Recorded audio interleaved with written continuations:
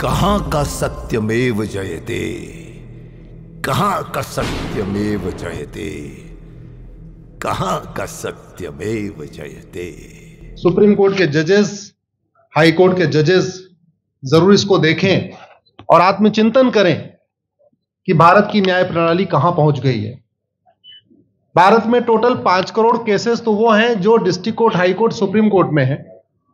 इसका मतलब 5 करोड़ परिवार न्याय की आशा में बैठा हुआ है।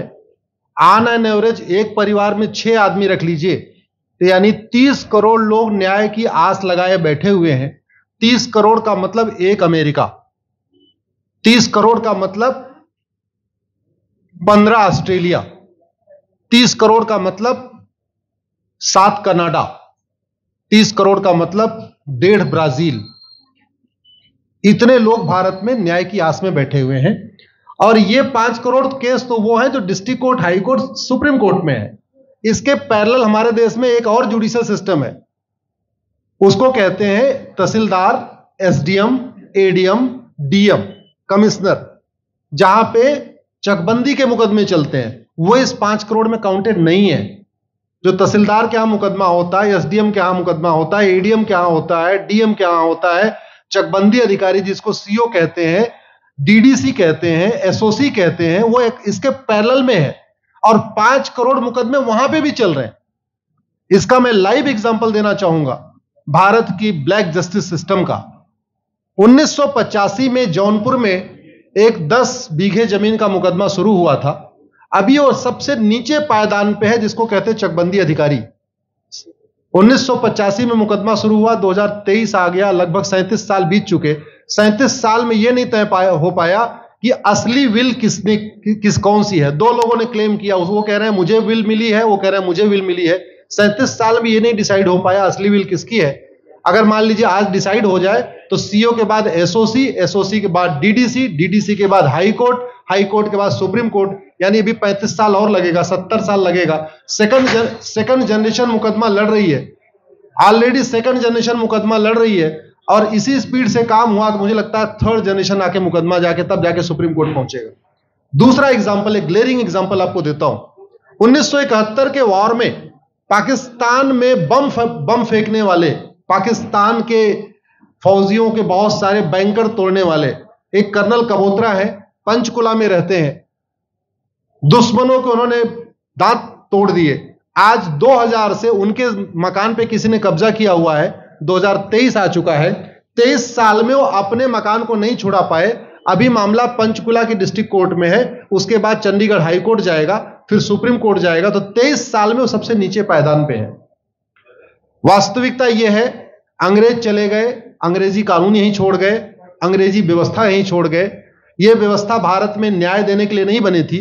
यह जो न्यायिक जुडिशियल सिस्टम था भारत में जो बनाया गया, वो केवल और केवल भारत को लूटने बांटने के लिए बनाया गया था। क्योंकि कानून वही चल रहा है, जुडिशियल सिस्टम वही चल रहा है, इवन हमारा ड्रेस भी वही चल रहा है। अंग्रेज काले कपड़े पहनते थे, हम भी काले कपड़े पहनते हैं। अंग्रेज जून के महीने में उनको गर्मी लगती थी तो 1 महीने छुट्टी करके इंग्लैंड चले जाते थे। आज भी हमारा हाई कोर्ट, सुप्रीम कोर्ट पूरे मई जून बंद रहता है।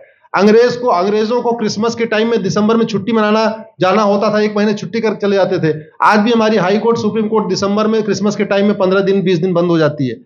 तो सोच वही है, किताबें वही है, व्यवस्था वही है, कानून वही है। तो स्वाभाविक सी बात है, जस्टिस होगा कहां से? जस्टिस कैसे होगा? हम 2023 में 1860 का इंडियन पिनल कोड लेके घूम रहे, 1861 का पुलिस एक्ट लेके घूम रहे, गवाहों के बयान 1872 के कानून से हो रहे। हमने सब कुछ वर्ल्ड क्लास कर लिया, लेकिन अपने जस्टिस सिस्टम को कंपेयर करने की कोशिश ही नहीं किया।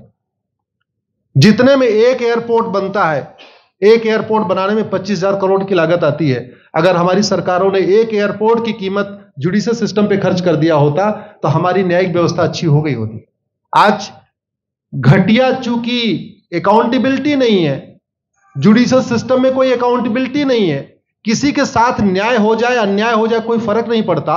निर्दोष को जेल हो जाए, जज की कोई अकाउंटेबिलिटी नहीं। दोषी को बेल हो जाए, जज की कोई अकाउंटेबिलिटी नहीं। लाखों लाख लोग जेल में सड़ रहे हैं, लाखों धोखेबाज भ्रष्टाचारी बाहर घूम रहे हैं। मूल कारण है ब्लैक जस्टिस सिस्टम। आपने बहुत अच्छा, आपने इसमें वेब सीरीज बनाया है। और इस देश में world class airport, world class highway, world class shopping mall, सब कुछ वर्ल्ड क्लास बना लिया। इनफैक्ट अपना मोबाइल का डेटा सुरक्षित रखने के लिए हमारे सांसद, विधायक, जज आईफोन भी यूज करते हैं। अमेरिका का आईफोन यूज करते हैं हमारा डेटा सुरक्षित हो जाए, लेकिन भारत सुरक्षित हो जाए उसके लिए यह नहीं देखते कि जापान में कौन सा कानून है, अमेरिका में कौन सा कानून है, सिंगापुर में क्या अच्छा चल रहा है। कनाडा में रेंट का मामला एक डेट में खत्म होता है। सिंगापुर में अभी कुछ दिन पहले एक व्यक्ति के पास 900 ग्राम गांजा पाया गया, उसको फांसी हुई है।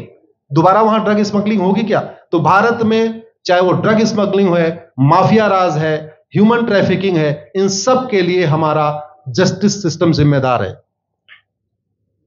कोई भी अपराध होता है उसमें दो पक्ष होता है, एक पीड़ित, एक अपराध करने वाला।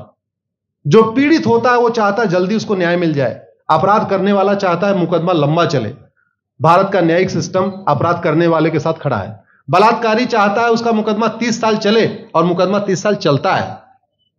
भू माफिया चाहता है कि गरीब की जमीन पे कब्जा कर ले, उसका मुकदमा 50 साल चले और आज की डेट में मुकदमा 50 साल चल रहा है। इसका मतलब वर्तमान न्यायिक सिस्टम बलात्कारी के पक्ष में है, भू माफिया के पक्ष में है, ड्रग स्मगलर के पक्ष में है, ह्यूमन ट्रैफिकर के पक्ष में है, नक्सलियों के पक्ष में है, माओवादियों के पक्ष में है, जो लोग देश विरोधी काम कर रहे हैं उनके पक्ष में है। 40 साल 50 साल के बाद किसी व्यक्ति ने मिलावट करके लोगों का स्वास्थ्य खराब कर दिया, उसको 50 साल के बाद सजा हो रही है। इस बीच उसने कम से कम पता नहीं कितने लोगों का और भी कर दिया। तो ये जो जस्टिस सिस्टम होता है दवा की तरीके काम करता है। जैसे दवा अच्छी होती है बीमारी तुरंत ठीक हो जाती है, अगर दवा घटिया होती है तो बीमारी बढ़ जाती है। दवा खाने के बाद शरीर एज इट इज नहीं रहता, या तो बीमारी ठीक होती है या तो बीमारी बढ़ती है। अगर कोई आदमी एक गांव में किसी के साथ कुछ गलत कर दे, उसको 6 महीने के अंदर सजा हो जाए, साल भर के अंदर हो जाए, दूसरा अपराध वहां नहीं होगा। लेकिन अगर उस व्यक्ति को पनिशमेंट नहीं मिला तो स्वाभाविक सी बात है उसने उसको और मोटिवेट कर दिया। कहते नहीं ऐसे बुखार है, तुरंत 2 गोली खाइए बुखार ठीक हो गया, लेकिन अगर आपने दवा नहीं खाई या गलत दवा खा लिया तो टाइफाइड होगा या निमोनिया होगा। दुर्भाग्यवश ये हमारा जस्टिस सिस्टम यही कर रहा है। आज की डेट में जितनी समस्याएं हैं, चाहे वो घूसखोरी है, जमाखोरी है, मिलावटखोरी है, कालाबाजारी है, नशा तस्करी है, मानव तस्करी है, सोना तस्करी है, ड्रग स्मगलिंग है, या नक्सलवाद है, या माओवाद है, या कट्टरवाद है, जो भी समस्याएं हैं, उसका एक बहुत बड़ा कारण यह है कि हमारा जस्टिस सिस्टम उसको टैकल नहीं कर पा रहा है, उसको पकड़ नहीं पा रहा है, और इसीलिए भारत में अराजकता है। मैं तो इतने जानता हूं, ऐसी कोई बीमारी नहीं जिसकी कोई दवाई नहीं, ऐसी कोई समस्या नहीं जिसका कोई समाधान नहीं। हम हर चीज के लिए बाहर से चीजें खरीदते हैं, तो हम ये क्यों नहीं देख रहे हैं कि आखिर चाइना का जस्टिस सिस्टम कैसा है, सिंगापुर का कैसा है, कनाडा का कैसा है, फ्रांस का कैसा है और अमेरिका का कैसा है। हम क्यों नहीं बेस्ट प्रैक्टिसेस उनकी अडॉप्ट कर लेते। दुनिया के कई देशों ने नार्को पॉलीग्राफ ब्रेन मैपिंग कानून बना दिया। मेरी बहन दीपिका नारायण बैठी हुई है, ये लगातार फॉल्स केसेस के खिलाफ, इनको मैं देखता रहता हूं, एक्टिव रहती है। एक कानून बन जाए नार्को पॉलीग्राफ ब्रेन मैपिंग और कंप्लेन पे अंडरटेकिंग ले लिया जाए कि जो कुछ मैं शिकायत कर रहा हूं इसके लिए मैं अपना नार्को पॉलीग्राफ ब्रेन मैपिंग कराने के लिए तैयार हूं, हजारों की संख्या में फेक केसेस खुद ही खत्म हो जाएंगे। आज की डेट में लोग जुडिशरी की लापरवाही के साथ साथ फर्जी केस से परेशान है, फर्जी गवाही से परेशान है, फर्जी एफआईआर से परेशान है, हजारों परिवार परेशान है। कई बार देखा गया कि जो फैमिली के केसेस होते हैं उसमें कितने सारे फेक केसेस भी आ रहे हैं। तो जो वास्तव में दोषी हैं उनको पनिशमेंट नहीं मिल पा रहा है, जो निर्दोष हैं उनके खिलाफ फर्जी केसेस हो रहे हैं। आज की डेट में गांव में एक दबंग अगर जमीन कब्जा कर लेता है, किसी की हिम्मत नहीं पड़ती उसके खिलाफ कोई गवाही दे दे। लोगों को अपनी जमीन छुड़ाने में 30 साल लड़ना पड़ रहा है, 35 साल लड़ना पड़ रहा है। अगर 30 साल 35 साल के बाद कक्कड़ जी उसको अपनी जमीन मिल भी गई तो उसके साथ न्याय कहां हुआ? 35 साल में उसका टाइम बर्बाद हो गया, 35 साल में उसका पैसा बर्बाद हो गया, 35 साल वो मेंटल ट्रॉमा में रहा, 35 साल उसने तारीख पे तारीख झेली है। और मैं तो डिस्ट्रिक्ट कोर्ट में कई बार जाके देखा, ऐसे परिवारों को देखता हूं जिनके पास बस से आने के लिए पैसा नहीं है, साइकिल से आते हैं।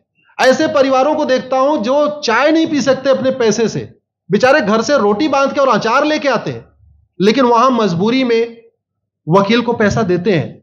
तो हमारी कोर्ट कचहरी वास्तव में दलाली का अड्डा बन गया है। हमारी कोर्ट कचहरी भ्रष्टाचार का अड्डा बन गया है।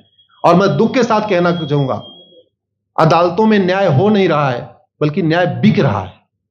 जिनके पास पैसा है, वो उन्होंने कितना बड़ा क्राइम किया हो, मर्डर किया हो, रेप किया हो, उनको जमानत हो रही है। और जिनके पास नहीं है, वो बेचारे जेल में सड़ रहे हैं। कई बार तो देखा गया, मैंने मेरे मर्डर किया एक्स अनंत सिंह ने, लेकिन एक्स अनंत सिंह बाहुबली थे, उन्होंने थानेदार को 20 लाख रुपए दिया, वो वाई अनंत सिंह को लेकर जेल में डाल दिया। नाम वही है। अब उसके बाद क्या हुआ, 20 साल मुकदमा चला और फिर सबूत के अभाव में छूट गया। तो जिसने मर्डर किया वो तो कभी जेल गया ही नहीं। एक निर्दोष जेल गया, 10-20 साल के बाद उसने अपना जमीन बेचा, सब कुछ किया, मां बाप सब कुछ तबाह हो गए, फिर वो सबूत के अभाव में छूट रहा है। तो सबूत के अभाव में अगर 20 साल के बाद छूट भी गया हो, उसका 20 साल कौन लौटाएगा? उसके 20 साल के लिए कौन जिम्मेदार है? उसके 20 साल जो बर्बाद हुआ, उसके लिए संविधान की शपथ लेने वाले जिम्मेदार हैं। संविधान के प्रियम्बल में लिखा है, हम आपको जस्टिस देंगे, हम आपको न्याय देंगे। न्याय देने की जिम्मेदारी किसकी? जिन्होंने शपथ लिया। शपथ कौन लेते हैं? जजेस लेते हैं, सांसद, विधायक, मंत्री लेते हैं। तो आज की डेट में अगर लोगों को न्याय नहीं मिल रहा है, तो इसके लिए